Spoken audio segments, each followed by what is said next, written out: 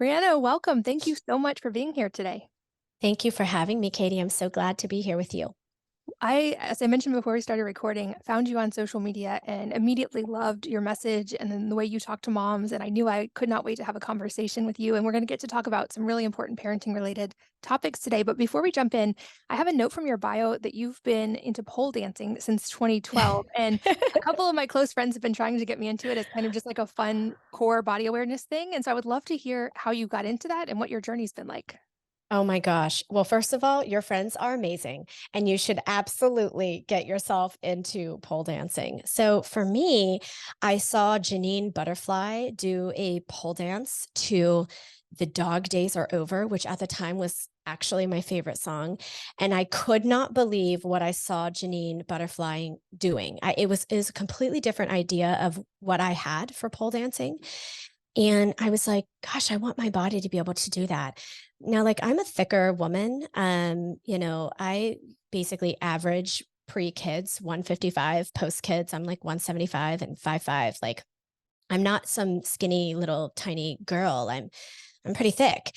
And there isn't a lot of positivity around, at least at the time when I started in 2012. There wasn't a lot of positivity around our bodies being strong and glamorous and beautiful and desirable and awesome in that way. So I was really shy when I got started. I walked in there and I wore my yoga pants, and when I walked into the room, my teacher was like in this like skimpy bikini, and I was like, I think I am in the wrong place. And she shut the door behind her and she goes, "You are exactly where you need to be." And she changed my life. My teacher Drea, I mean, she changed my life. That this experience of being a pole dancer for 10 years really taught me how to feel my body, how to listen to my body, how to love on my body in ways that I just I just truly never received growing up. I never knew how to, really appreciate my own physical being. And I just think pole dancing, it's just so much more than just what we think it is. Like it is a real sisterhood, and I'm a big fan. And I think it's, for me, it's like one of my favorite forms of self-care. I love that. I'll admit I had resistance to the idea just because of my misconceptions and preconceptions about pole dancing to begin with. From what you said, I love that idea that it's more of like a sisterhood thing. And the body awareness thing, it seems like is a very big thing for a lot of women. I know for me, this I've talked about in other episodes, but because of past trauma, I had like largely detached from my body.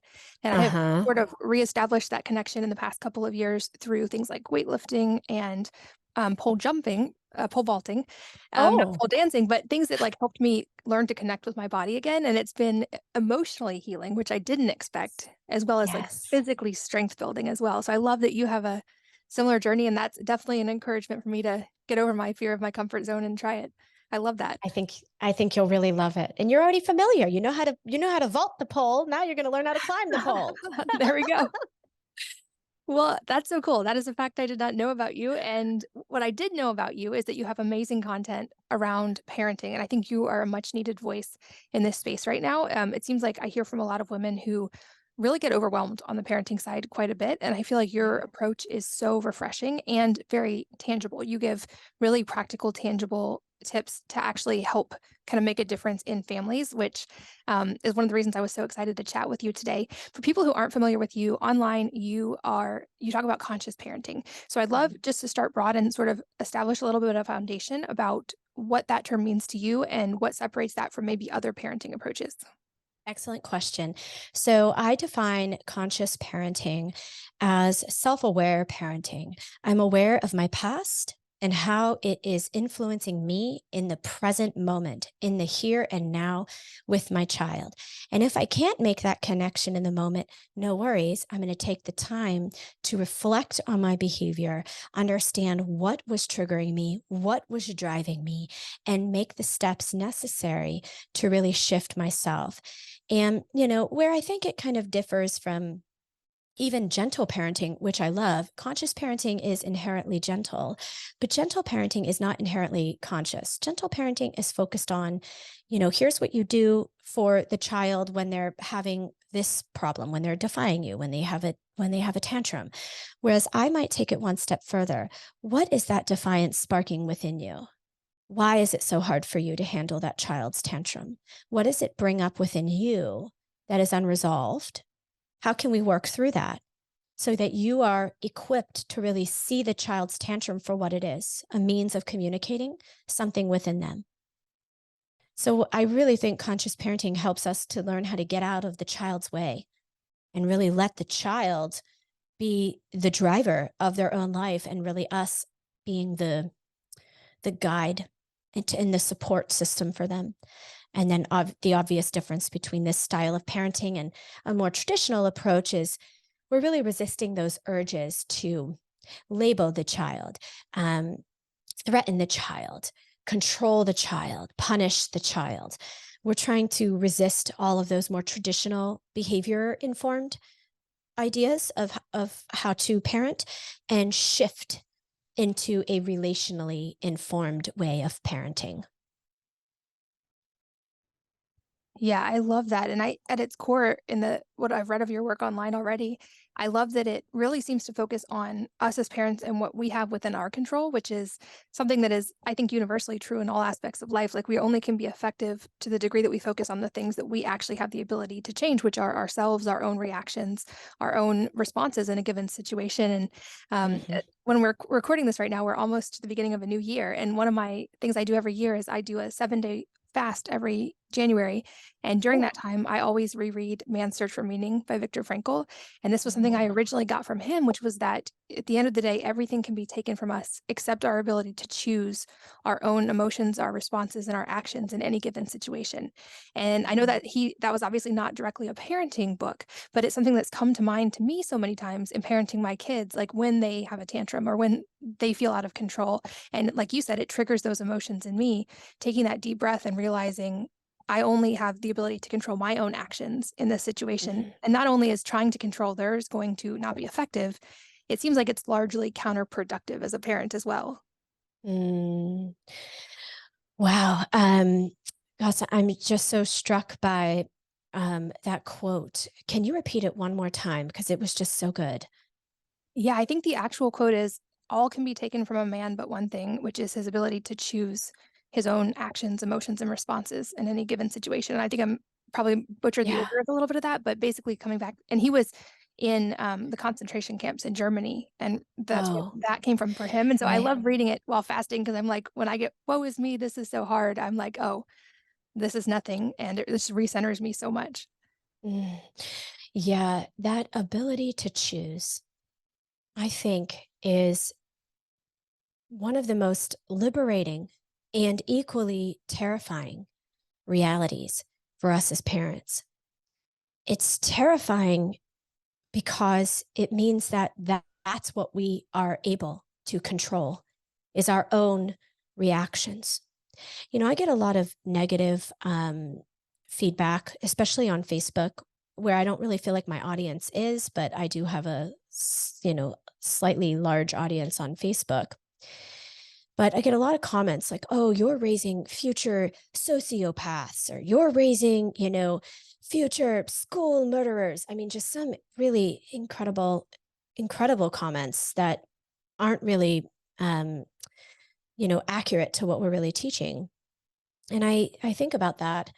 What is it that what is it that they're hearing in what I'm saying? And what I think it is that they're hearing, I'm asking you as the parent to look at your own behavior and understand the impact of your behavior. I'm inviting us parents, I'm including myself in the process, to take accountability for how we might be impacting other people. That means we have to reconcile our own past, our own history with parents who maybe didn't take accountability for their behavior, and all the guilt and shame that is absorbed because of that. That's a lot. That's heavy. And nobody likes to change, right? We would just so much rather have the other person change. It's so much easier. I can be happy and I can be good when my kid is happy and good. And I'm like coming in and saying something different. I'm like, no, Your happiness, your sense of inner calm and your sense of inner peace does not rely on whatever is going on with your child. They are actually two separate things because we don't have control over what's happening with the child. We can be curious.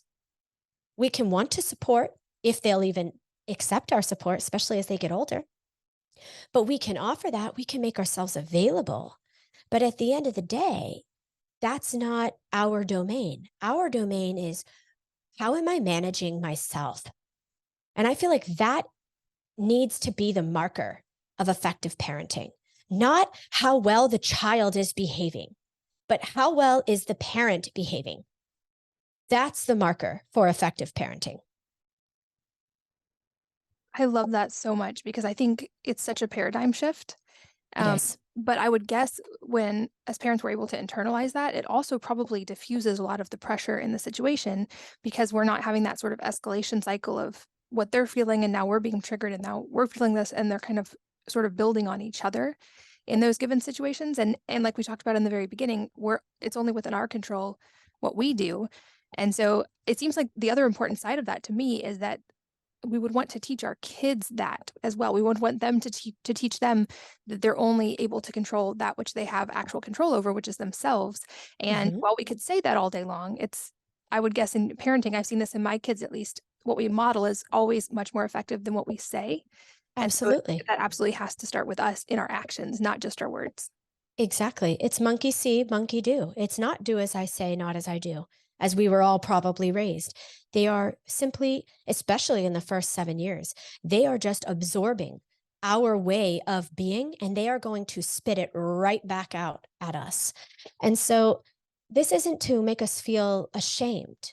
This isn't to make us feel bad or guilty, but instead, can we replace that shame and that guilt with real compassion and curiosity for ourselves? Hmm, I see my child acting out in this way that I don't really like. And now I'm becoming more aware that I'm actually co constructing this. I am bickering back and forth with my child, and I'm trying to one up my child because I want to win in this argument. Oh, okay. I'm behaving like a child with my child. Okay. I'm not even going to judge myself for that. I'm going to just simply be aware that that's happening. And then maybe I'm going to say, oh, you know what, kiddo? I need to pause this. I am just not loving where this is going. I think I need to reevaluate myself. Give me just a second and we'll try again. And now, because of my conscious awareness, I'm able to stop a negative, bickering, defiant, back and forth interaction that's just so freaking typical and common, isn't it? I'm able to stop it in the moment and change the only thing I can change, which is myself. And I'll probably steer the conversation and steer the interaction in a more fruitful direction just because I was aware of how I was contributing to the problem. And I think that there's something very liberating about that. Being aware of how we are adding to whatever problems we might be facing with our children.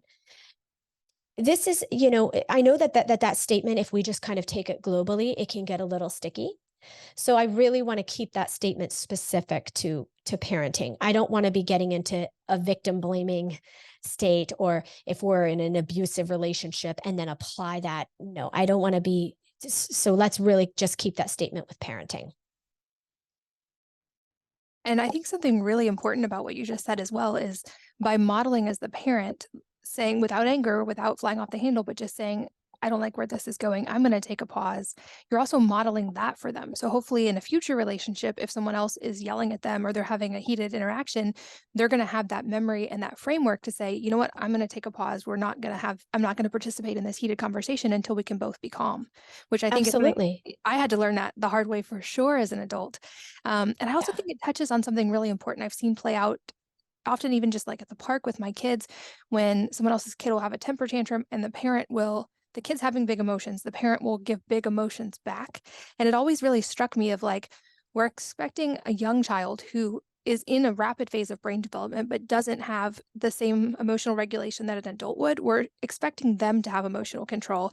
And we're asking for that by ourselves not even having emotional control. And sort of like I've seen it, threatening or bribing or all these different tactics, but not modeling it. And so I think Right. your approach gives you that like the framework to be able to take a break and take a deep breath and not Right. give the emotional dysregulation back to the kid. And it teaches us to understand what's getting in the way of me being able to model this. This isn't an issue of like will for neither the children or the parents.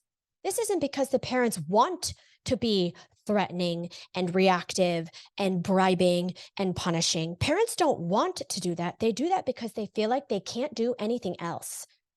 And so when that's the case, when I feel like this is the only way to get my kid to listen to me and trust me, Katie, this is what people come into therapy. My kid will literally only listen to me if I am screaming at them. Otherwise, there's no they don't listen at all. There's no we're not working together. So now we have to really talk about, okay, so what is this about for you? Usually it's, especially like with yelling, for example. When you grew up, did you feel, first of all, did you grow up in a yelling home? How did your parents communicate? Did you feel heard as a child? And if so, what did that look like? And if not, what did that look like? Let's deconstruct the problem instead of making you, the parent who can't model the appropriate behavior for your child, the problem. That's not the problem. The parent is not the problem in the same way that the child is not the problem. It's what's happening between. It's what's happening in the relationship that can be shifted if the parent is open to doing a little bit more of that self work. And really, like sometimes it's just shifting the dial like a tiny amount that opens the parent and they're like, whoa, I've got it. I've seen it. I see it in a lot of my sessions, a lot of clients who come in that maybe aren't hugely critical clinical, like we're not dealing with like things like neurodivergence, ADHD, autism that put a bit more of a strain on families. I'm talking, families that are just kind of dealing with typical, child parent relational issues. I can see the shift in 3 to 12 sessions if we are able to shift our perspective, understand ourselves better, and then understand where the child is coming from. This it does change child parent relationships significantly.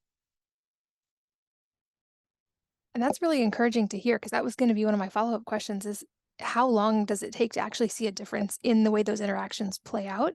And it sounds like it's faster than I would have even anticipated. Is it, at younger ages, does that happen more rapidly, or is it possible at any age of a child, or is there kind of variation there? That's a really good question. Listen, I would say if we're putting in the time and the effort and we are committed to it, even if you mess it up, even if you're working hard on controlling your own emotions, and then you have a vulnerable flip out moment, and then you repair and you let your child share with you what it was like to experience you like that. And you really take it in non defensively and you commit, okay, these are the changes I'm going to make. I need to do more self care. That's why I'm yelling. There hasn't been any time for me. I'm overstressed. I'm overworked. I'm overburdened. I don't have a ton of support. So I'm going to build up my support networks and I'm going to give myself more active time to self care. And then I'm going to keep putting one foot in front of the other and change.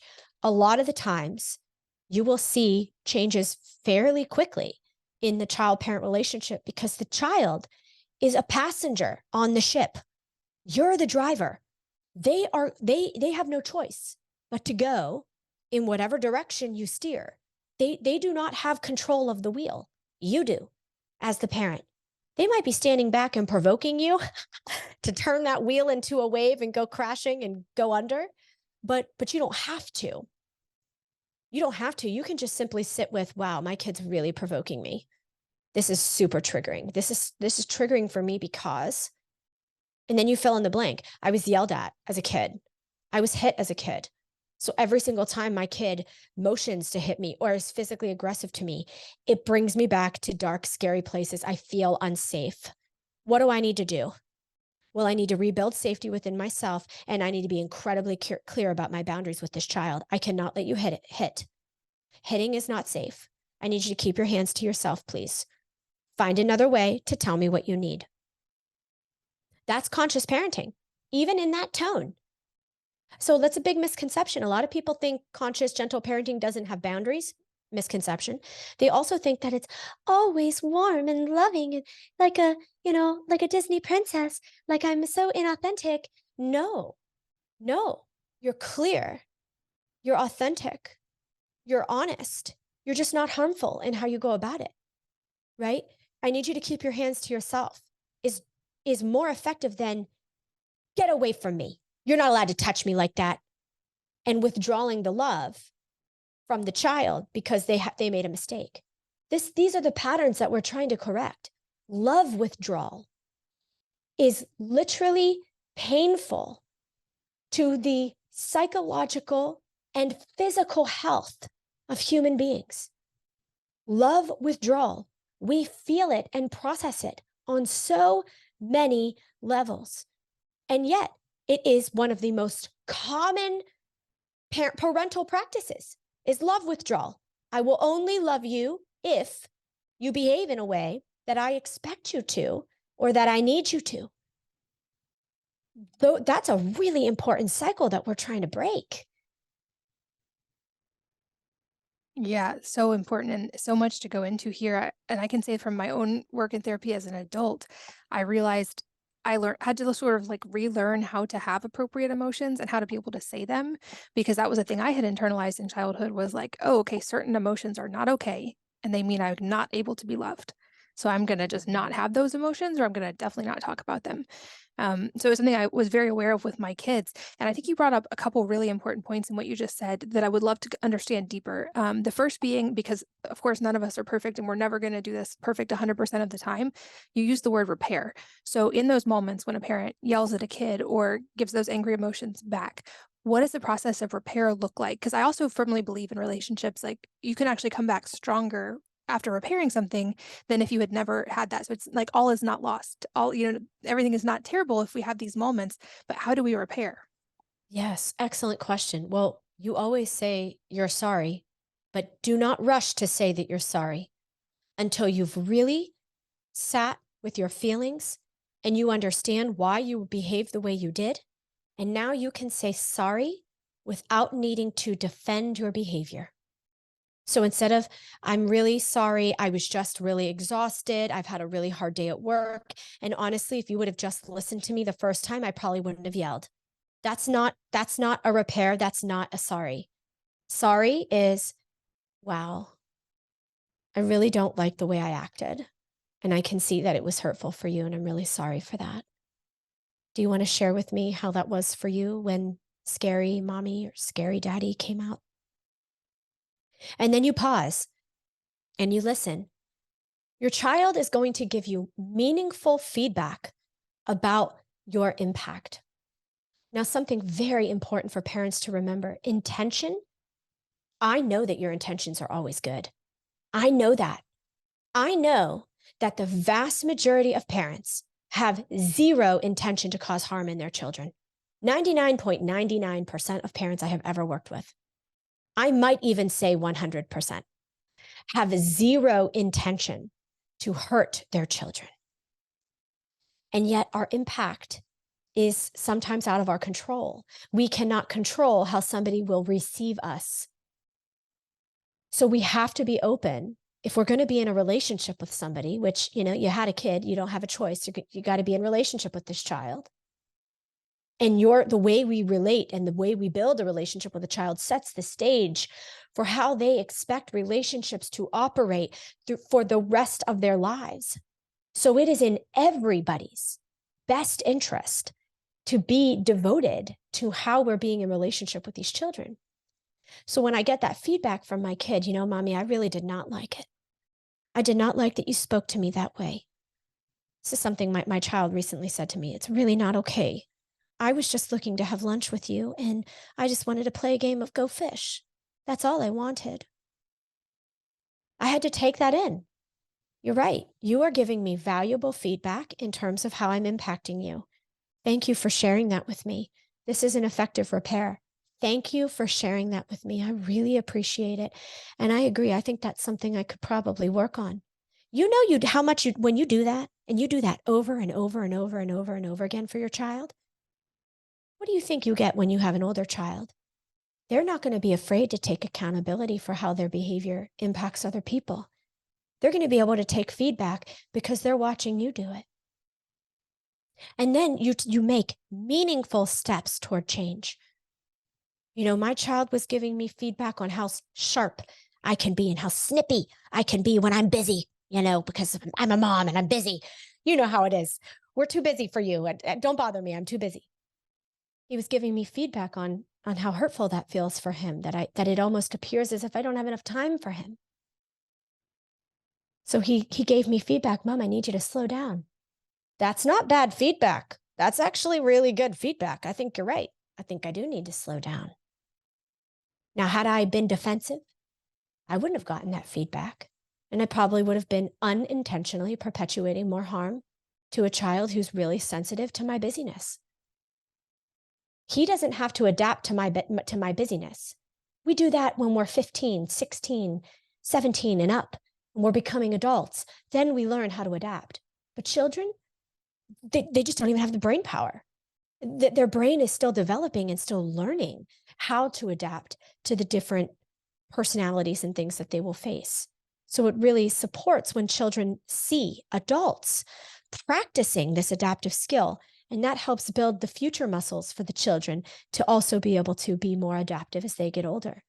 There is a longitudinal impact here if we're, again, willing to be vulnerable. Yeah, and then you're also modeling for them it's okay and it's human to mess up sometimes. And Mhm. and also it's important to then repair and apologize and that can actually lead to better growth in the future. And you also a minute ago mentioned boundaries. And I think this is a really important thing that you explain really well. I'll make sure I link to your Instagram so people can see some examples. But I think you're right. It seems like there's a misconception when it comes to gentle parenting or conscious parenting or any of these terms that it's just permissive and the kids walk all over the parents. And from everything I've seen of yours, that's certainly not true at all. It's actually seems like a more effective and more loving way to communicate how the relationship works and the interplay between the two people. But I would love to delve deeper into boundaries and maybe some examples of how to set them in a loving but firm way, because this seems like a emerging pattern in adults as well. A lot of people have trouble with boundaries, and a lot of us maybe didn't learn this as kids of Right. how to set up boundaries and to hold them without. And I'm a firm believer you don't have to be unkind, but actually boundaries can be a very kind thing when they're communicated correctly. So maybe give us some good Yes. examples of boundaries. Well, yes, boundaries are if they're not compassionate and if they're not coming from a place of love, it's not a boundary. It's us just trying to control somebody else. If the boundary isn't about changing our own behavior, it's not a boundary, it's about controlling somebody else. Boundaries are how I teach you this is how we get to be in relationship together that feels safe and good for me. So when I tell my child I cannot let you hit, that's a boundary. I can't let you throw. Oh, honey, I know that you really want to use your big outside voice, sweetheart, but it's inside time. If you need to use an outside voice, you do need to go outside. That's a boundary. It's clear, it's developmentally informed, especially when it's to a child. I'm not going to tell a 2-year-old you need to use your inside voice because they're two. They don't know voice modulation. I can show them this is me using my inside voice. I can comment, I see when you're using your inside voice. Wow, my goodness, you're playing with your inside voice. But in the height of a difficult moment, I am not going to be able to tell that 2-year-old to modulate their voice. But I can talk to a 4 or 5-year-old like that. Absolutely. So boundaries really need to be developmentally informed and appropriate. Um, I feel like just the general phrase, I can't let you, is appropriate, and show me another way is also an appropriate boundary. So, especially when we're talking really young children, they need the alternative when we're putting a restriction or some kind of limit on their behavior. They need to know what else they can do, especially if they are stressed out in any way. And if a child is yelling or screaming or kicking or hitting or hyperactive, kind of running all over the place, and their body is flailing, that's a child whose nervous system is stressed out. And they're going to need us to come in and co-regulate, bring in my calm, let them borrow my calm, and then I can set the limit and redirect and guide the behavior. And can I do that in a boundaried way without losing the relationship? So losing the relationship would be, I'm not going to play with you if you act like that. That's me sacrificing the relationship with a child, and it's not a good boundary. Honey, it's so hard for me to play here when your body is moving all around. It's hard for me to focus. Are you still wanting me to play with you? Is that something that you still want? Okay. I wonder if we can find a way to play that would feel good for both of us. That's a boundary, because I'm prioritizing the needs of really everybody in the experience, not just one person's needs. And this is where things get really misconstrued. And this is why I prefer conscious parenting over gentle parenting, because I feel like gentle parenting really focuses on the needs of the child and often does not really look to the needs of the parent. And traditional parenting doesn't really focus on anybody's needs. It just bulldozes through needs. Nobody needs anything. You've got food and shelter and clothes. What else could you need? So yeah. Does that make sense? Does that kind of answer your question? It does, and I think it really touches on another important point where you mentioned kind of like the removing the relationship, removing yourself from the relationship, and how hard that can be on kids, and it seems like this is a very common, at least in traditional parenting, method that's used almost as like a universal corrector, whether you put the kid in their room or you remove yourself from the kid or you sort of cut off that relationship, and it seems like many of us were parented that way, and that's just sort of now a default for a lot of parents. I mean, I was trained to literally coach parents to be like, well, Johnny is sitting calmly in his chair, so I'm going to play with him, and literally turn their back on little David, who's like ADHD, Energizer Bunny, bouncing all over the place. And then you would watch the soul and the spirit be crushed out of that sweet misunderstood child. And that child would often have two options. So they could either acquiesce, mask up, and be exactly what their parent is expecting them to be and get the parent's love in return, which we can see the host of problems that is a result of that. Or number two, they become so distressed that they cannot manage the love withdrawal, that they end up acting out and misbehaving even more, to which the parent either withdraws their love further or physically isolates the child. And not to mention the fact that an intervention like that causes so much sibling rivalry between Johnny and David. It makes Johnny the good kid and David the bad kid. Johnny, the one who always gets mommy's attention, and David, who doesn't. So, what happens when mom's not around? David starts picking on Johnny. David takes his self esteem issues and starts projecting it on Johnny. Sibling abuse is a legitimate thing. And sibling abuse does not happen in a vacuum. Siblings don't just abuse each other just to abuse each other. Siblings are actively learning social skills. Children learn social skills from the adults in their lives, and they practice them with children.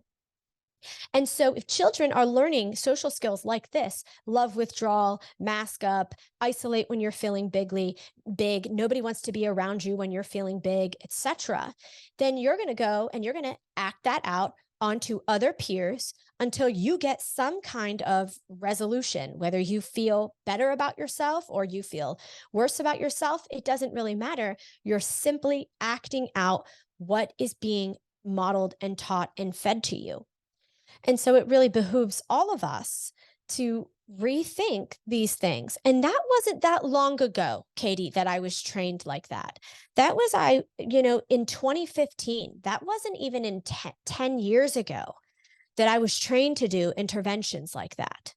Now I cringe at the thought. I would never do anything like that now, but you know, experience and being with families has taught me so much more than any protocol I've been told to follow, you know?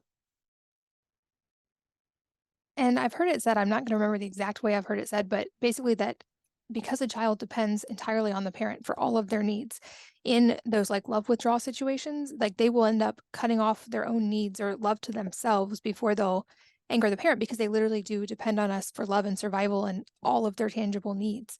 Um, Yes. and that really hit home for me when I read that of like, wow, this is a survival mechanism for them. And when we use removal of our love as a weapon to get them to do what we want in an interaction, like they will modify their behavior to the point of hurting themselves Listen, emotionally.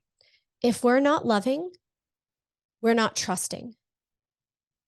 So when we remove the love, the basic need for the human soul, we're all born connected to our mothers via the umbilical cord. And the moment they sever that cord, we spend the rest of our lives seeking that deep level of connection. So when we remove that love, what we're really removing is trust. And a child put in a position, do I trust myself or do I trust my parent? They will always default to trusting the parent and they will lose self trust. This is why so many adults struggle with trusting themselves, listening to their own intuition. They struggle with self esteem. They struggle with self doubt. They struggle with anxiety. They struggle with depression because this basic fundamental need, trust is the first psychosocial milestone of the infant year, birth to 12 months. We're working on building trust, trust for ourselves, trust for our environment, trust for our adults. That's what we're doing in the infant stage. And when we conclude that I cannot trust, we are going to spend the rest of our lives working through that. And it's an emptiness. There's like a lonely, hard to describe. There isn't really a word I can pinpoint to describe what it is like viscerally to be working through these kinds of trust issues for the rest of our lives. You'll get there. They can be healed. Absolutely. That's why I think parenting is so magical, really. Parenting is the opportunity to reparent, to finally become for yourself the parent you never had. And in doing that, you become the parent that the child in front of you needs. I'm not teaching you how to be the parent for your child that you needed. I'm teaching you how to be the parent for yourself that you needed and how to be the parent for your child that your child needs. We are taking the projection out of the equation. I am not raising you to be who I need you to be, who I want you to be, who I expect you to be, who I believe you are. I'm raising you to be who you actually are. And that requires us letting go, stepping out of the way, knowing ourselves, and really learning that art of trusting ourselves more. And when it's a process, and we have to trust in the process, we have to trust in the journey. You can equate it to weight loss. Go ahead, take a weight loss pill. Sure, you might lose weight quickly, but then because the habits haven't been changed, you're going to put it back on. Or you can put in the time and the effort and the energy to really make a lifestyle change. That's what conscious parenting is. That's what becoming the conscious parent you never had is. It's a real lifestyle shift, and it's beautiful. It's filled with self-compassion, gentleness, really looking at our inner critic and seeing how hard we are on ourselves. Holy crap. We're so hard on ourselves, and really finding inner gentleness to guide us, to lead us. It's really beautiful. And that brings up another term I've seen you use that I'd love to talk about, which is the term cycle breaker. And because I think we're in a really cool place where I see this current generation of moms, even if they don't understand that term, really stepping into that role in many ways, whether it be with our health habits and our kids and nutrition, or whether it be with education. I hear from a lot of homeschool moms, but there's so many, I feel like this generation of women is willing to be that cycle breaker. But can you talk about what that means in the parenting context? Yes. So, a cycle breaker is somebody who is examining the impact of dysfunctional patterns or problematic patterns from their upbringing, and they are examining how it comes out for them in their own parenting experience, and they are deciding, I'm going to be the one to break the cycle. A big misconception about cycle breaking is that we have to break all the cycles to have healed children. No. And you're not meant to break all the cycles. Maybe if you're really blessed, you break 2 cycles in this lifetime. Cycle breaking isn't new. It's not new to Gen X and millennials. Every generation has been breaking some kind of problematic cycle. But now we're in the age of breaking mental health cycles, psychological based cycles of abuse and trauma and harm, pain, inner critic, etc., inner child wounding, all the things. So for example, I'm a cycle breaker, and I have a long lineage of cycle breakers that I will not bore you with, but I will tell you that I am breaking the cycle of physical abuse and self-rejection. These were legacies that were passed on to me. I was abused for 12 years as a child. The abuse finally stopped when I finally hit back. It took me 12 years to be physical back. And I made a decision at that stage. I was young. I was 14 years old. But I made that decision. I will never do this to my own children. I will learn how to control myself. And that's why I've spent almost the last 20 years in therapy, to learn how to do that. Now, self-rejection, that's a new cycle I'm working on. But it's an equally important one, because I see the ways that even my own self-rejection, my own like instinct to like hate myself, or to think there's something wrong with me, to think there's something bad about me. I can see how easily I project that, and I look for something bad in my kid. And I'm like, that's how insidious these cycles are. That's why I must be aware of it. I have a neurodivergent child. There's going to be plenty that the world will be reminding my child of all the things that are wrong with him. He needs the inner voice that is confident to know there's nothing wrong with me. And you know who that starts with? It starts with me. Really learning how to internalize that for myself. That spurred an incredible, enormous amount of self-work when it dawned on me about 5 years ago that this is something that I've struggling with and wasn't aware of. And this is how I think about cycle breakers. I think of them as resilient, gritty survivors, fighters who are saying, done, I'm done. Enough is enough. Let me be the change that I wish to see. That beautiful Gandhi quote. I think it was Gandhi. Don't quote me on that, but I think it was Gandhi. But they're really wishing to be the change that they want to see. And that's, I just think, one of the most powerful and, for me, magnetic and exciting parts of being a parent, is that we really get to work on ourselves in ways that I don't know if I would otherwise be pushed to do so. Yeah, it's so true. I've said so many times about that my kids are my greatest teachers, and that Oh certainly yeah. I think we will do things for our kids that we might never have the courage or the motivation to do if it were just about us.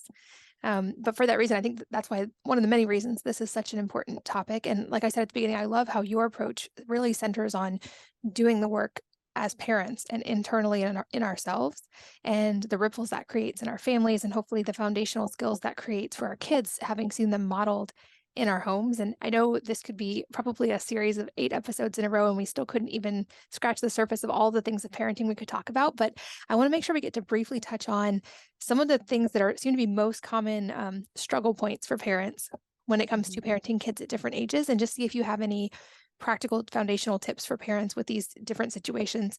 The first one being bedtime struggles. So, especially for parents Mhm. of littles, I hear a lot about bedtime struggles. And it seems like that's a point when parents are low resilience and tired at the end of the day. Kids are also tired, and Yeah. like emotions can definitely flare there. So, any kind of maybe proactive tips and/or what to do in the bedtime meltdown situation tips? Absolutely. So, we really want to see bedtime as the period where a child is gearing up for a long period of separation. And especially if you have a young child, that can be very anxiety provoking. So, let's be preventative. Let's read the book, The Invisible String, and talk about always being connected by our invisible string made of love, even when we're separate. If you want to be really creative about it, get some yarn. Put some yarn on your kid's wrist and yarn on yours so the kid knows I'm always connected to you, and it's a physical reminder of always being connected. Secondly, we're going to be really clear about our expectations. The lights go off at this time, and your job is to stay in bed. You don't even have to fall asleep, but you do need to lay down with your eyes closed, no words, no movements. Now, I'm a little bit of a sucker for just chilling with my kids, and I lay with my kids and let them fall asleep there. But I understand that that is maybe not always available to folks, or it's the only time that they actually get to themselves and they want to have a little bit more structure. So I think we can be flexible. If you are the type of parent that lays with your kids until they fall asleep, set a limit for yourself on how long you'll do. For us, we listen to Mr. Rogers' bedtime album. It's about 20 minutes. It's super meditative, very relaxing, and my kids fall asleep right away. But of course, this is my kids, so every child is going to be different. But set a little time limit. We'll sing 3 songs, or we'll read 2 books together. Set a time limit, and then hugs and kisses. And remember, you lay down in your bed, eyes closed, no words, no movements. You don't have to fall asleep. I will come and check on you. And when you return, bring your kid a little object or an item. It could be a sticker, it could be a post it note, it could be a little blanket. If they're asleep and then they wake up and they see it, they know that you followed through. It builds trust. You don't end up doing this every single night. You build trust through the difficult experience of being separated from you for 10 to 12 hours. And if they're awake, then you give them that thing, and then you leave and you come back again. I'm going to go take a shower, and I'm going to get myself ready for bed, and then I'll come and check on you. You got a kid that is really insistent. They will not sleep in their room. You might have to be a little flexible. Okay, honey, I can see that you're not falling asleep. You can sleep at the foot of our bed. Here's a sleeping bag. And the rules are eyes closed, no words, no movements. Set the boundaries. Let your child know exactly what you expect. If proximity, so being physically close to you, is what the child needs to regulate and go to sleep, they will cooperate. They will. They will want to engage with you. But if that's not the answer, then we have to get curious. Are they hungry? Do they have a bellyache? Are they thirsty? Like, what's going on that's preventing the child from doing like one of the most biologically driven things to do, which is to go to sleep? So I encourage parents to really think on this holistic way to support the child. And if it's a real issue, if sleep is a real issue, like your kid's getting like 9 hours or less, then like let's get an evaluation. Let's see what's going on with that kid's nervous system. I don't want to normalize 9 hours or less of sleep a night in a totally dysregulated child, and thus dysregulated family as a result of some sleep issues.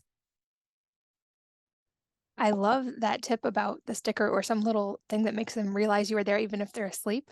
And that I feel like ties in perfectly with the focus about we talked about earlier about trust being that foundational skill.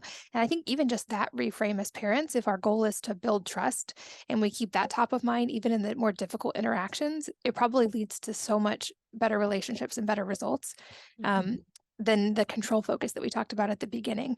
And I feel like that also dovetails into the topic of tantrums, which we talked about a little bit, but these seem like a common potential occurrence with younger kids, especially, and maybe one that is most likely to trigger the out of control parents feeling in the parents because of our own childhood. So, what are some strategies you use with tantrums? Absolutely. First of all, got to ground and get present in your own body, pausing. Probably one of the most important things that you can do so that you do not escalate with the child. I really need you to feel your feet on the floor. I need you to relax your shoulders. I need you to feel your belly and your breath. And then I want you to get down eye to eye, at or below eye level with your child. You're going to talk low, you're going to talk slow, and you're going to talk very little. You never flood with too many words with a tantruming child. You can keep it simple. Acknowledge the feeling. You're mad. You don't want it. You don't want it. You don't want it. Child will eventually pause and look to you. Then you're going to wait. That's where you keep breathing.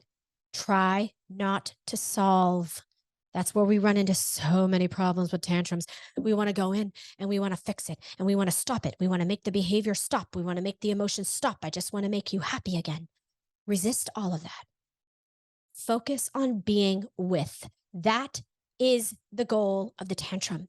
The child is learning how to feel the emotion, how to process the emotion, and how to release the emotion. When they get the sense that the parent is uncomfortable and trying to fix them, it makes the tantrum bigger. Help me feel, mommy. Help me feel, daddy. That is what your child is saying to you. So be with. And if you're very uncomfortable being with, then you come, you get some private sessions, or you go onto my Instagram and you watch some videos and you learn why you're so uncomfortable with being with emotions. Perhaps you didn't have parents who knew how to be with your own emotions. And so your child's emotions are really activating for you in an inner child wounding way, and not actually this child being a problem way. And then once you see the child's front brain is back online, and you'll know there's like a flicker in their eyeballs. There's something where they look like they're a little bit more connected. Then we engage. Want to try again? Should we try that again?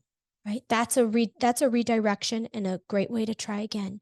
We could let's go outside, honey. I think that'll allow our bodies to feel really good. If the kid is hungry, you know what, sweetie, let's go get a snack. I think that's what your body is trying to say. I think it's saying, I'm hungry. Can you listen to your tummy? Do you hear that? Do you hear your tummy saying, I'm hungry? So I always teach children in my engaging phase to listen to what their body is telling them to do. And that practice of learning how to really listen to your body, this is what mindfulness is about. It should be called mind body fullness. It shouldn't just be mindfulness, because, the mind body connection is the art of mindful awareness. It's being clued in to both at the same time. And a tantrum, the downfall, the aftermath of the tantrum is a great time to reinforce those skills in the child. So I'm not going to be offering advice to coax a child out of a tantrum. I'm not going to be offering advice to get the tantrum to end faster. But here's what I can tell you. With this approach, when you're attuned and regulated yourself, over time, you will see less frequent, less intense, and less time frame happening per tantrum. If a tantrum is happening multiple times per day, 15 plus minutes a day, and we're walking on eggshells around our kids, we need therapy. Call me, or let's get some coaching.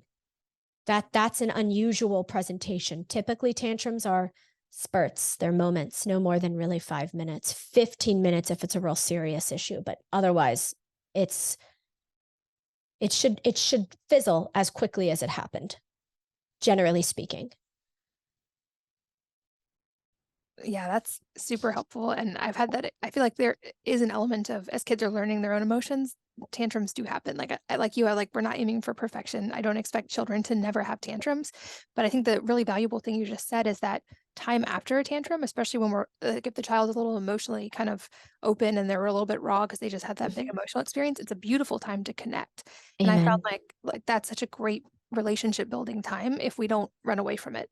But if they're in their room and they get put in timeout, we miss that connection window that, to your point, even though it's not the goal of this, it seems to shorten the intensity of those tantrums in the future as Right. they, to your earlier point, build that trust back.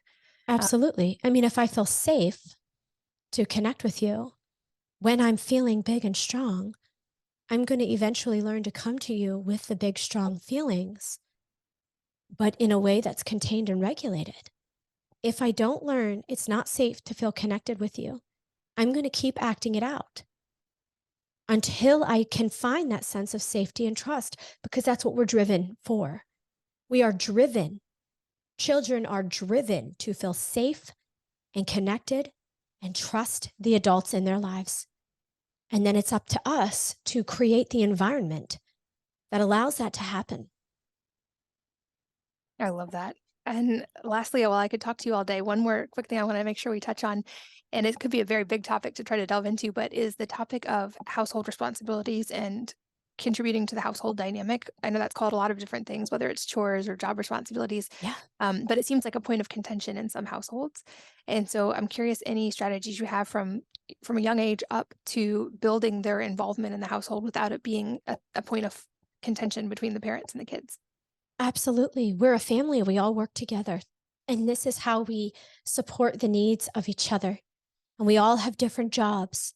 And your job is very important to the way our family functions. Now, what's the problem? I noticed that, if we say to like a 3-year-old, I noticed that you're really resisting putting your food into the trash. What's the problem? What feels so hard about that for you? Now I'm, instead of coming at it in a combative way, I'm coming at it in a curious way. Tell me more about that. Oh, what purpose do you think it serves?